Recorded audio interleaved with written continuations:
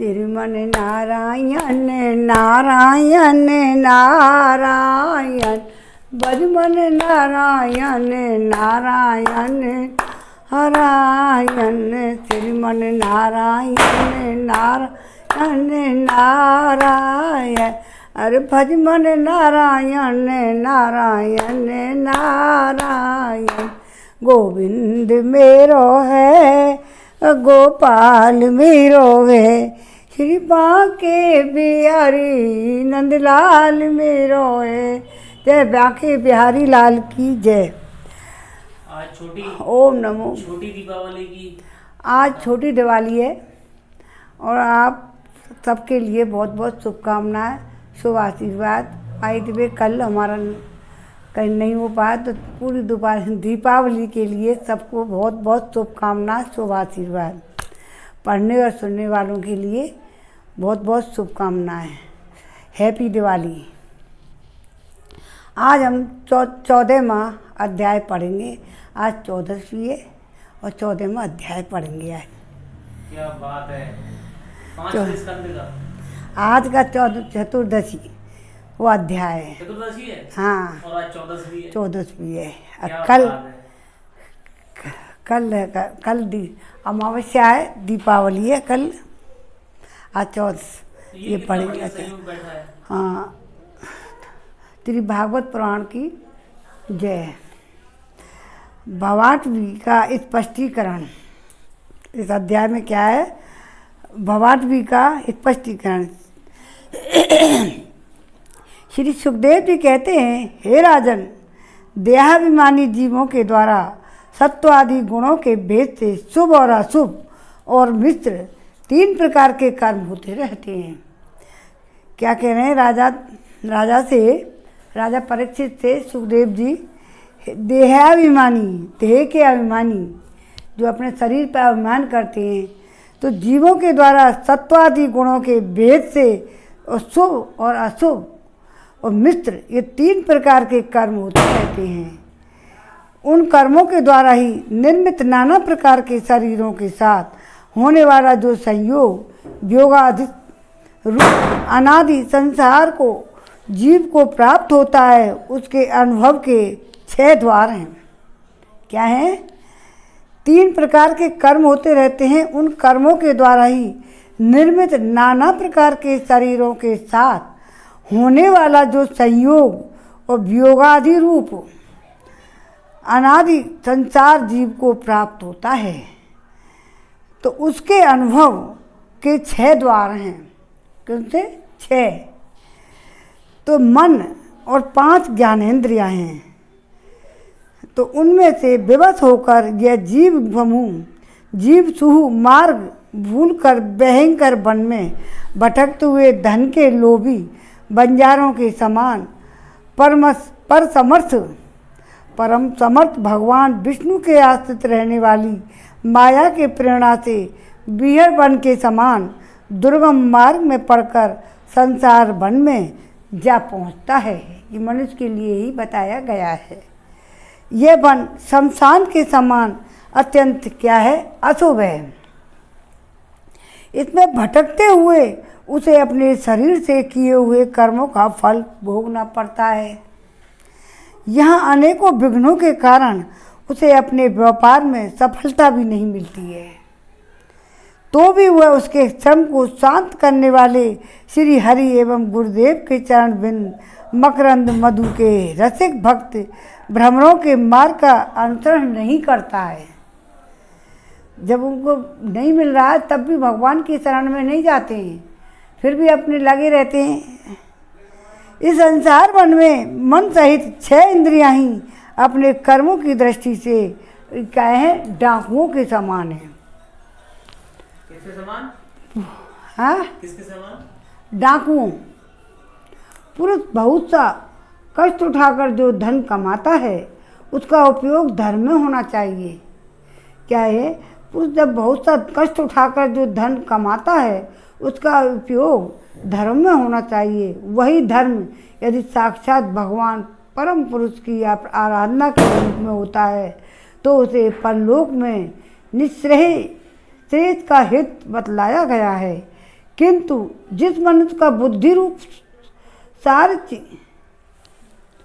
सारथी विवेकहीन होता है और मन बस में नहीं होता, उसके उस धर्मोपयोगी धन को ये मन सहित छह इंद्रियां देखना, स्पर्श करना, सुनना, स्वाद लेना, सूंघना, संकल्प और विकल्प करना, निश्चय करना, इन वृत्तियों के द्वारा गृहस्थोचित विषय भोगों में फंसाकर उसी प्रकार लूट लेती हैं।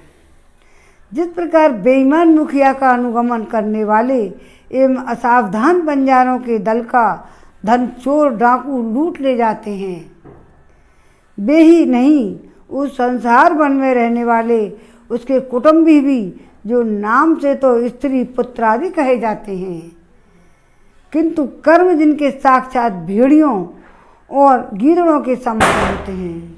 पैसे को लेते रहते ना करते, ये पैसा ही तो माया है। ये उस अर्थ लोलुप कुटुंबी के धन को उसकी इच्छा न रहने पर भी उसको देखते देखते इस प्रकार छीन ले जाते हैं जैसे भेड़िया गडरियों से सुरक्षित भेड़ों को उठा ले जाते हैं। जिस प्रकार यदि किसी खेत के बीजों को अग्नि द्वारा जला न दिया जा गया हो तो वह प्रतिवर्ष जोतने पर भी, खेती का समय आने पर भी तो झाड़ झंकार, लता और तृण आदि से गहन हो जाता है। उसी प्रकार यह गृहस्थाश्रम भी कर्म भूमि है। क्या है? इसी प्रकार यह गृहस्थाश्रम भी कर्म भूमि है। इसमें भी कर्मों का सर्वथा उच्छेद कभी नहीं होता, क्योंकि यह घर कामनाओं की एक पिटारी है। कामनाओं की कमी नहीं होती और ये कामना बढ़ती जाती हैं। आदमी 99 के फेर में ही पड़ा रहता है। जब तक 99 पूरे नहीं होते हैं तब तक धन चक्कर में लगा रहता है। ना 99 पूरे हों और ना आदमी को धन चक्कर ख़त्म हो, तो कभी भी 99 मोह माया में फंसकर 99 कभी भी पूरे नहीं होते हैं। मर जाता है पर 99 पूरे नहीं होते हैं। उस गृहस्थाश्रम में आसक्त हुए व्यक्ति की धन रूप बाहरी प्राणों को डांस और मच्छरों के समान नीच पुरुषों से तथा टिड्डी, पक्षी, चोर और चूहे आदि से क्षति पहुंचती रहती है। 99 का मतलब ये नहीं है कि 99 100 रुपया ही, आज तुम पे 1 लाख रुपया है गए, अब 2 लाख है जान चाहिए, अब 3 लाख है जान चाहिए, 1 करोड़ भी है जाएंगे तो अब 2 करोड़पति हो गए, 2 करोड़ हो जाए, 5 करोड़ हो जाए। मतलब कभी भी माया से कभी भी किसी का पेट नहीं भरा है। और जहाँ संतुष्टि आ जाती है, संतोष होता है, वहाँ आदमी का 100 रुपया भी बचना है तो एक आज को काम चल गो, कल की कल भगवान देखे वो। उस गृहस्थाश्रम में आसक्त हुए व्यक्ति के धन रूप बाहरी प्राणों को डांस और मच्छरों के समान नीच पुरुष से तथा टिड्डी, पक्षी, चोर और चूहे आदि से क्षति पहुंचती रहती है। कभी इस मार्ग में भटकते भटकते यह अविद्या, कामना और कर्म से कलुषित हुए अपने चित्त से दृष्टि दोष के कारण इस मृत्यु लोक को, जो गंधर्व नगर के समान असत है, और सत्य समझने लगता है। यह मृत्यु लोक। फिर खान पान और स्त्री प्रसंगादि व्यसनों में फंसकर मृग तृष्णा के समान मिथ्या विषयों की ओर दौड़ने लगता है। कभी बुद्धि के रजोगुण से प्रभावित होने पर सारे अनर्थों की जड़ अग्नि के मल रूप सोने की ही सुख का साधन समझकर सोने को ही सुख का साधन समझकर उसे पाने के लिए लालायित हो, इस प्रकार दौड़ धूप करने लगता है। जैसे वन में जाड़े से ठिठुरता हुआ पुरुष अग्नि के लिए व्याकुल होकर उन्मुख पिशाच की आज्ञा बेताल की और उसे बाग कर समझ कर दौड़े। कभी शरीर को जीवित रखने वाले घर, अन्न, जल और धन आदि में अभिनिवेश करके इस संसार रंग में इधर उधर दौड़ धूप करता रहता है। कभी बवंडर के समान आंखों में धूल झोंक देने वाली स्त्री गोद में बैठा लेती है। तो तत्काल रागान्वित होकर सत्पुरुषों की मर्यादा का भी विचार नहीं करता। उस समय नेत्रों में रजोगुण की धूल भर जाने से बुद्धि ऐसी मलिन हो जाती है कि अपने कर्मों के साक्षी दिशाओं से देवताओं को भी भुला देता है। कभी हमारे लिए ये एक जो अभी थोड़ा छोटा सा कांड हुआ है ना, इसको भूलना ही बढ़कर है। खाने पीने में थोड़ी दिक्कत आ रही है, कोई चीज़ खो जाती है, चली जाती है, उससे उतना ग्लानि नहीं होनी चाहिए, गई तो गई। कभी अपने आप ही एक आध बार विषयों का मिथ्या तत्व जाने व रहने पर भी अनादि काल से देह में आत्म बुद्धि रहने से विवेक बुद्धि नष्ट हो जाने के कारण उन मरुमरी चिकातुल्य विषयों की ओर ही फिर दौड़ने लगता है। जब माया हमारी वशीभूत हो जाती है ना, देख लाओ ना तो पूछो ना कहाँ है वो। कभी प्रत्यक्ष शब्द करने वाले उल्लू के समान शत्रुओं को और परोक्ष रूप से बोलने वाले झिंगरों के समान राजा की अति कठोर और दिल की दहला देने वाली डरावनी डांट डपट से इसके कान और मन को बड़ी व्यथा होती है। हमारी भी एक परीक्षा ही हुई है, कितने दौड़ेंगे परीक्षा में। पूर्व पुण्य क्षीण हो जाने पर यह जीवित ही मुर्दे के समान हो जाता है और जो कारस्कर एवं काकतुंड आदि जहरीले फलों वाले पाप वृक्षों और इसी प्रकार के दूषित लताओं और विषैले कुओं के समान है, जिनका धन इस लोक और परलोक दोनों के काम में नहीं आता है। न तो इस लोक में काम आता है न परलोक में काम आता है। और जीते जी जो जीते हुए भी मुर्दे के समान है, उन कृपण पुरुषों का आश्रय ले लेता है। कभी असत पुरुषों के संग से बुद्धि बिगड़ जाने से कारण सूखी नदी में गिरकर दुखी होने के समान इस लोक और परलोक में दुख देने वाले पाखंड में फंस जाता है।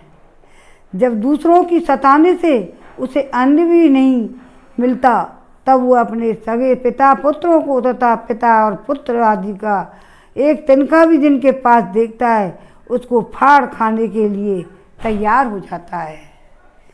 कभी दावानल के समान प्रिय विषयों से शून्य एवं परिणाम में दुख में घर में पहुंचता है, तो वहाँ इष्टजनों के वियोग आदि से इसके शोक की आग भड़क उठती है। इससे संतप्त होकर वह बहुत ही खिन्न होने लगता है। कभी काल के समान भयंकर राजकुल रूप राक्षस इसके परम प्रिय धन रूप प्राणों को हर लेता है, तो यह मरे हुए के समान निर्जीव हो जाता है। कभी मनोरथ के पदार्थों के समान अत्यंत असत पिता में आदि संबंधों को सत्य समझकर उनके सहवास से स्वप्न के समान क्षणिक सुख का अनुभव करता है। जब वो संतुष्टि हो जाती है ना, जब उसको सुख मिल जाता है कि कोई बात नहीं, आराम। जब आदमी अपने मन में सुखी होता है और अपने मन से दुखी होता है। आदमी जब माने तो सुख है, न मानो तो दुखी है। जब जैसे गंगा की कहते हैं ना, मानो तो मैं गंगा हूँ, नहीं बहता पानी हूँ। गृहस्थाश्रम के लिए भी जिस कर्म विधि का महान विस्तार किया गया है, उसका अनुष्ठान किसी पर्वत की कड़ी चढ़ाई के समान ही है।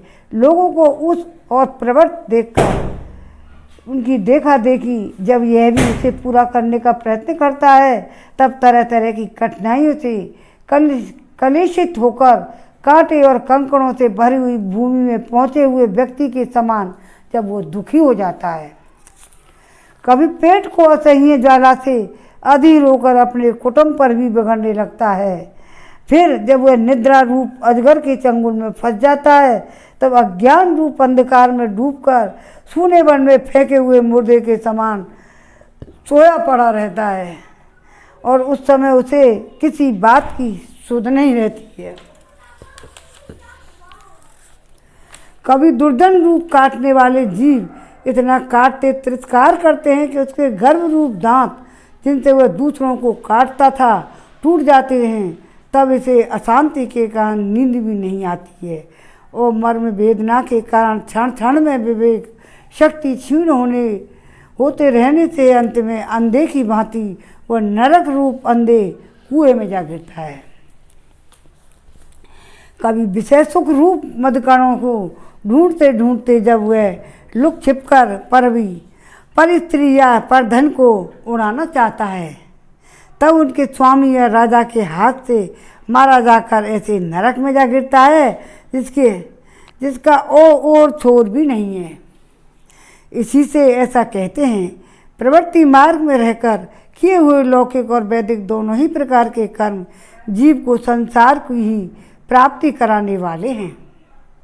यदि किसी प्रकार का राजा आदि के संबंधन से छूट भी गया तो अन्याय से अपहरण किए हुए उन स्त्री और धन को देवदत्त नाम का कोई दूसरा व्यक्ति छीन लेता है और उसे विष्णुमित्र नाम का कोई तीसरा व्यक्ति झटक लेता है। इस प्रकार वे भोग एक पुरुष में दूसरे पुरुष के पास जाते रहते हैं, एक स्थान पर नहीं ठहरते। कभी कभी शीत और वायु आदि अनेकों आदि दैविक आदि भौतिक आध्यात्मिक दुख की स्थितियों के निवारण करने में समर्थ न होने से यह अपार चिंताओं के कारण उदासीन होता है। आज दिवाली है, जैसे लक्ष्मी भी एक जगह कभी नहीं ठहरती, घर घर झांकने वाली है।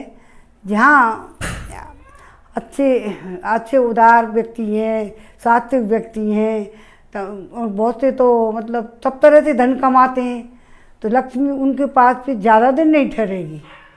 जब वो घर घर झांकनी है, जहाँ भी जाएगी, जहाँ जाएगी झांक आई, जहाँ अच्छा अपना देखेगी प्रभाव वहाँ जमेगी, नहीं देखेगी तो वहाँ से चलती बनेगी। कभी परस्पर लेन देन का व्यवहार, कभी कभी शीत और वायु और अनेकों आदि दैविक आदि भौतिक आदि दैविक आध्यात्मिक दुख की स्थितियों के निवारण हेतु करने में समर्थ न होने से यह अपार चिंताओं के कारण उदास हो जाता है। कौन? व्यक्ति, मनुष्य। कभी परस्पर लेन देन का व्यवहार करते समय किसी दूसरे का थोड़ा सा दमड़ी भर अथवा इससे भी कम धन चुरा लेता है तो इस बेईमानी के कारण उसे बैर ठन जाता है। राजन, इस मार्ग में पूर्वोक्त विघ्नों के अतिरिक्त सुख और दुख, राग, द्वेष, भय, अभिमान, प्रमाद, उन्माद, शोक, मोह, लोभ, मत्स्य, ईर्ष्या, अपमान, क्षुधा, पिपासा आदि व्याधि, जन्म, जरा, मृत्यु आदि और भी अनेक विघ्न हैं। इस विघ्न बहुल मार्ग में इस प्रकार भटकता हुआ जीव किसी समय देव माया रूपणी स्त्री के बाहुपात में पड़कर विवेकहीन हो जाता है।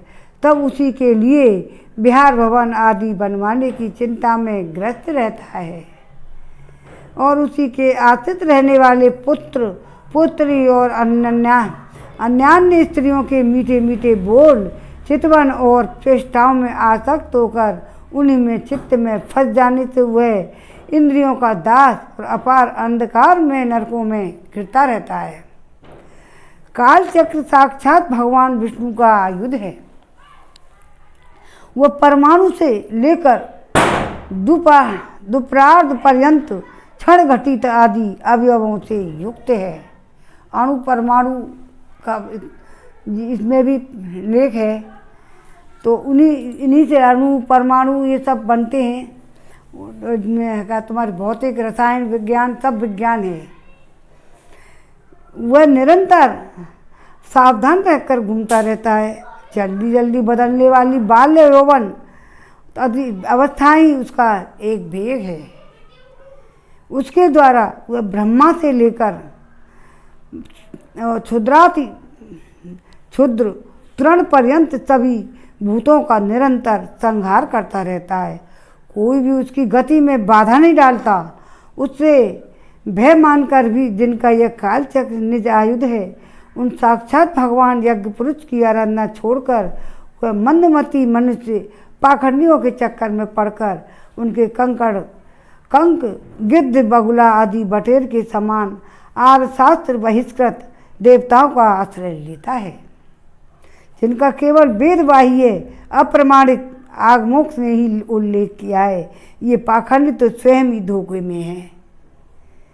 जब यह भी उसकी ठगाई में आकर दुखी होता है तब ब्राह्मणों की शरण लेता है, किंतु उपनयन संस्कार के अनंतर स्रोत स्मार्ट कर्मों से भगवान यज्ञ पुरुष की आराधना करना आदि जो उनका शास्त्रोक्त आचार है वह ऐसे अच्छा नहीं लगता, जिसका स्वभाव वानरों के समान है। इसलिए वेदोक्त आचार के अनुकूल अपने में शुद्धि न होने के कारण कर्म शून्य शूद्र कुल में प्रवेश करता है, जिसका स्वभाव वानरों के समान केवल कुटुंब पोषण और स्त्री सेवन करना ही है। बंदर भी कुटुंब पोषण तो करते हैं, अपने बच्चों को खिलाने के लिए तुम उद्यम करो, बच्चा के पास सारे बंदर आ जाएंगे, तो उनको खाना पीना तो खिलाते हैं। और क्या है, स्त्री सेवन भी वो करते हैं। स्त्री सेवन करना ही है ये बंदरों की भांति। वहाँ बिना रोक टोक स्वच्छंद विहार करने से इसकी बुद्धि अत्यंत दीन हो जाती है। एक दूसरे का मुख देखना, विषय भोगों में फंसकर इसे अपने मृत्यु काल का भी स्मरण नहीं रहता। वृक्षों के समान जिनका लौकिक सुख ही फल है, उन घरों में ही सुख मानकर वानरों की भांति स्त्री पुत्र आदि में आसक्त होकर यह अपना सारा समय मैथुन आदि विषय भोगों में ही बिता देता है। इस प्रकार प्रवृत्ति मार्ग में पड़कर सुख दुख भोगता हुआ यह जीव रोग रूपी गिरी गुहा में फंसकर उसमें रहने वाले मृत्यु रूप हाथी से डरता रहता है। ये पटाखों की आवाज़ और जा रही है, दिवाली है ना। कभी कभी शीत वायु आदि अनेक प्रकार के आदि दैविक आदि भौतिक आध्यात्मिक दुखों की निवृत्ति करने में जब असफल हो जाता है, तब उस समय अपार विषयों की चिंता में यह खिन्न उठता है। कभी आपस में क्रय विक्रय आदि व्यापार करने पर बहुत ही कंजूसी करने से इसे थोड़ा सा धन हाथ लग जाता है। कभी धन नष्ट हो जाने से जब इसके पास सोने बैठने और खाने आदि की भी कोई सामग्री नहीं रहती, तब अपने अभिष्ट भोग न मिलने से वह उन्हें चोरी आदि बुरे उपायों से पाने का निश्चय कर लेता है। इसे जहाँ तहाँ दूसरों के हाथ से बहुत अपमानित होना पड़ता है। जब चोरी करने लगता है तो जगह जगह सब काम करने पड़ेंगे। इस प्रकार धन की आसक्ति से परस्पर बैर भाव बढ़ जाने पर यह अपनी पूर्व वासनाओं में विवश होकर आपस में विवाह आदि संबंध करता और छोड़ता रहता है। संबंध करता है, तलाक दे देता है।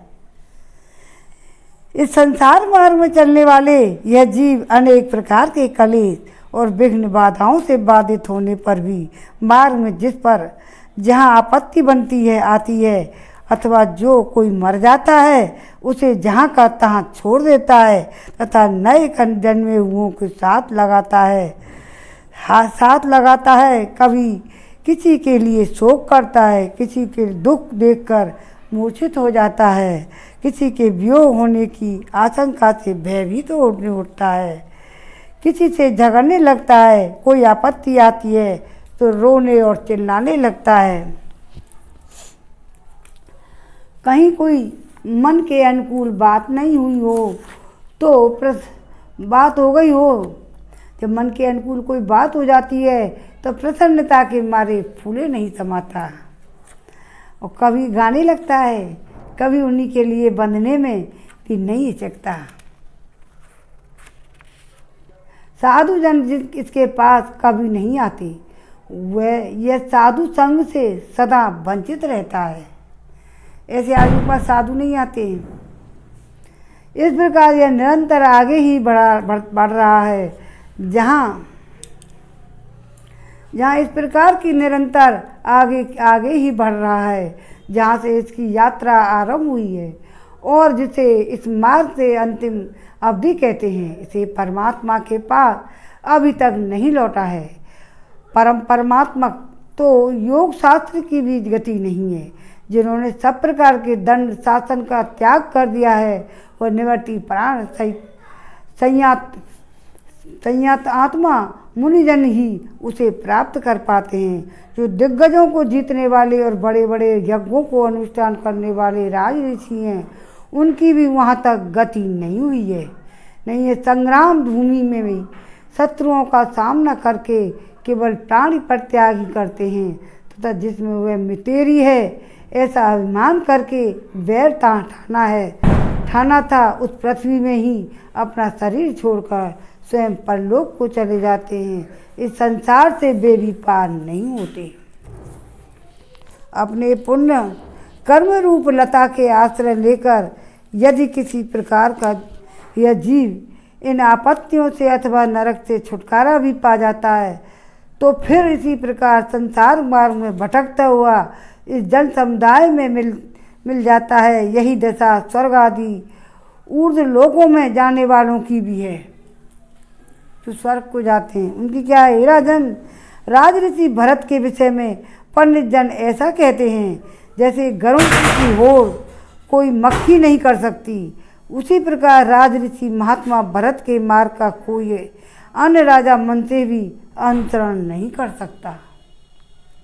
उन्होंने पुण्य कीर्ति श्री हरि में अनुरक्त होकर अति मनोरम स्त्री पुत्र मित्र राजा आदि को युवावस्था में ही विष्ठा के समान त्याग कर दिया था। दूसरों के लिए तो इन्हें त्यागना बहुत ही कठिन है।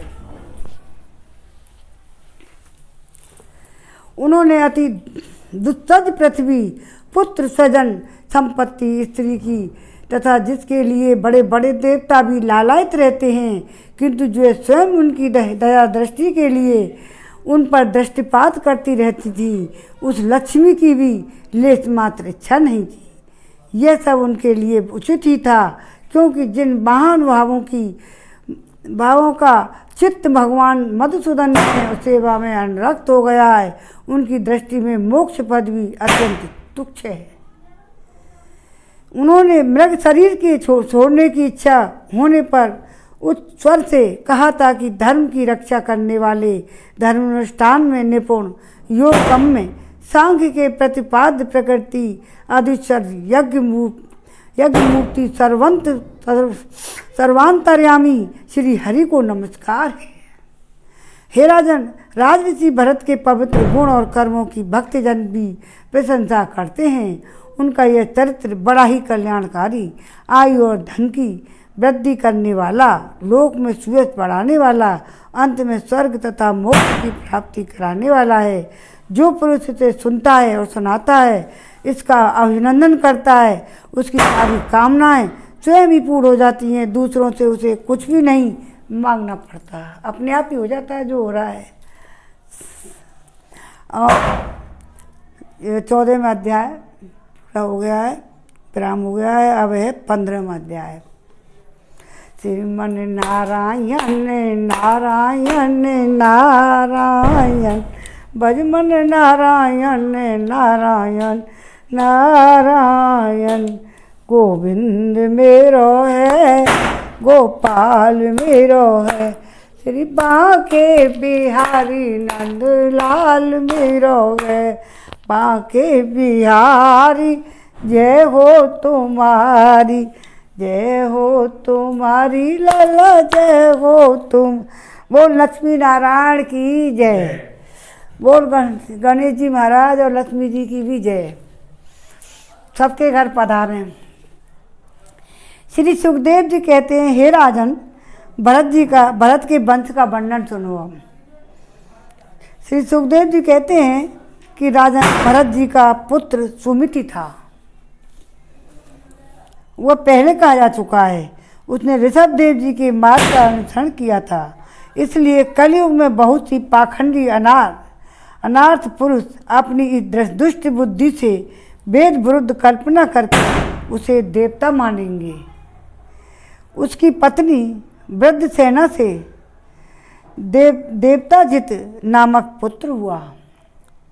देवताजित की असुरी के गर्भ से देवदुग्न के धेनुमती से परमेष्टि और उसके सुर्वचला के गर्भ से प्रति नाम का पुत्र हुआ। इसने अन्य पुरुषों को आत्मविद्या का उपदेश कर और शुद्ध चित्त होकर परम पुरुष श्री नारायण का साक्षात्कार किया था। प्रति की भार्या सुवर्चला के गर्भ से प्रतिहर्ता, प्रस्तोता और उद्गाता नाम की 3 पुत्र हुए। ये यज्ञ आदि कर्मों में बहुत ही निपुण थे। इनमें प्रतिहर्ता के भार्या स्तुति थी। उसके गर्भ से अज और भूमा नाम के 2 पुत्र हुए। भूमा के ऋषि कुल्या से उद्गीत, उसके देव कुल्या से प्रस्ताव और प्रस्ताव के निगुत्या से गर्भ से विभु नाम का पुत्र उत्पन्न हुआ। विभु के रति के उदर से पृथुसेन के आकृति से नक्त और नक्त के द्वितीय के गर्भ से उदार कीर्ति राज ऋषिवर गय का जन्म हुआ। ये जगत की रक्षा के लिए सतगुण को स्वीकार करने वाले साक्षात भगवान विष्णु के अंश माने जाते हैं। संयम आदि अनेकों गुणों के कारण इनकी महापुरुषों में गणना की जाती है।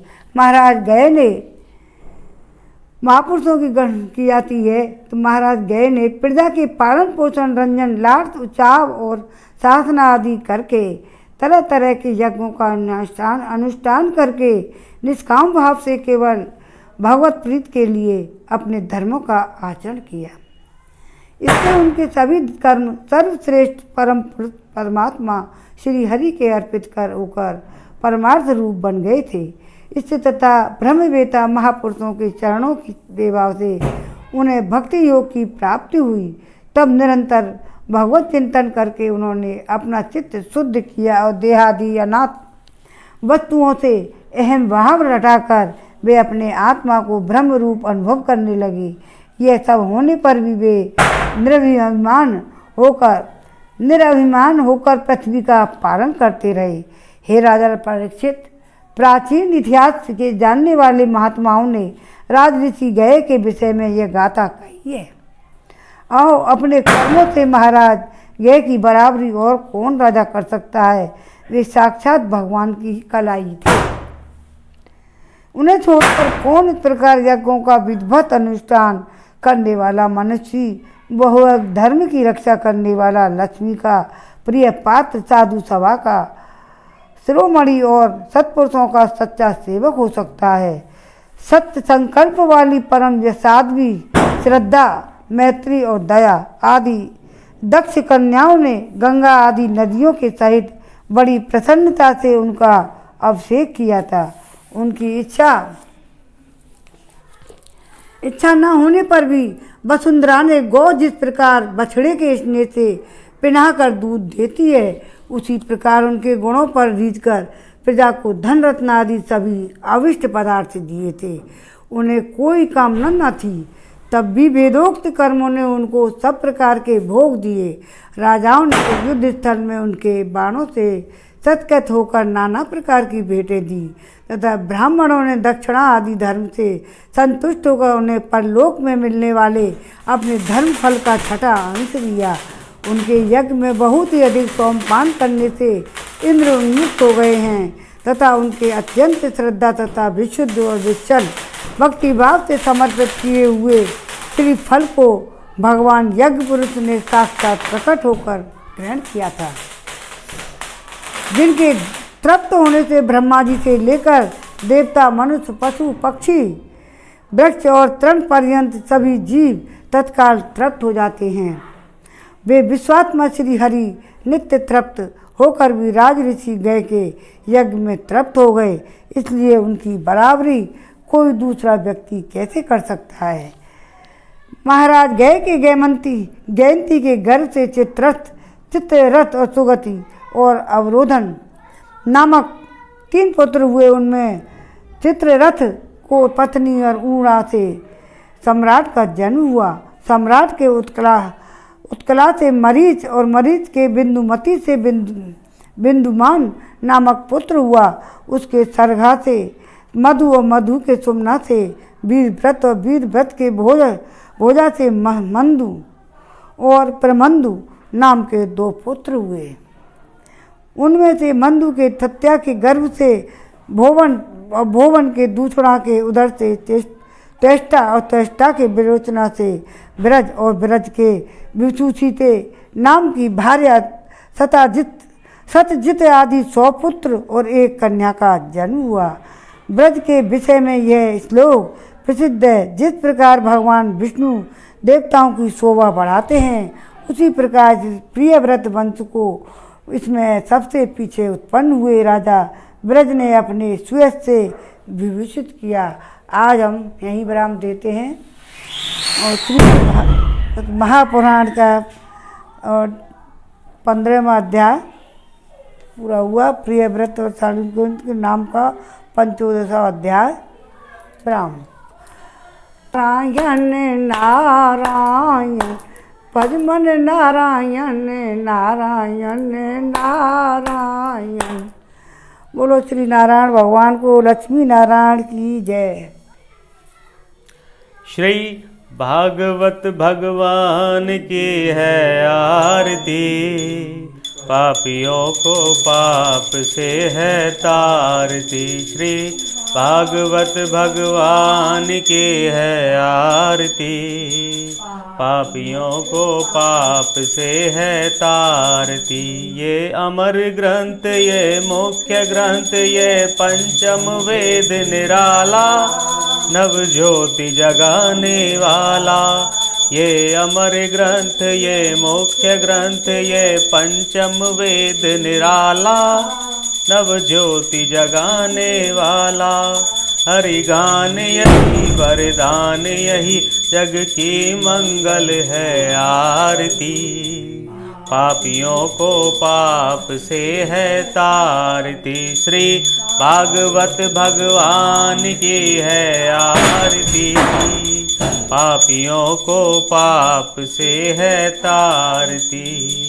ये शांति गीत पावन पुनीत सा कोप मिटाने वाला, हरि दरस दिखाने वाला। ये शांति गीत पावन पुनीत सा कोप मिटाने वाला, हरि दरस दिखाने वाला। है सुख करनी है दुख हरनी, मधुसूदन जी की आरती। पापियों को पाप से है तारती। श्री भागवत भगवान की है आरती, पापियों को पाप से है तारती। ये मधुर बोल भवबंद खोल सन्मार्ग दिखाने वाला, बिगड़ी को बनाने वाला। ये मधुर बोल जगबंद खोल सन्मार्ग दिखाने वाला, बिगड़ी को बनाने वाला। श्री राम यही घनश्याम यही प्रभु की महिमा की आरती।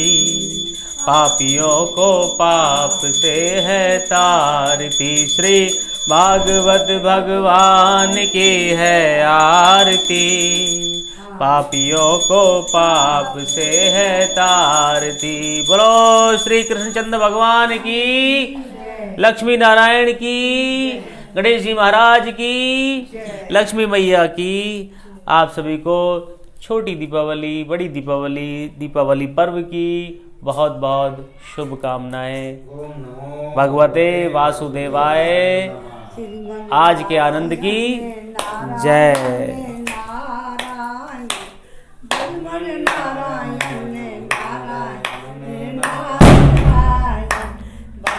नारायण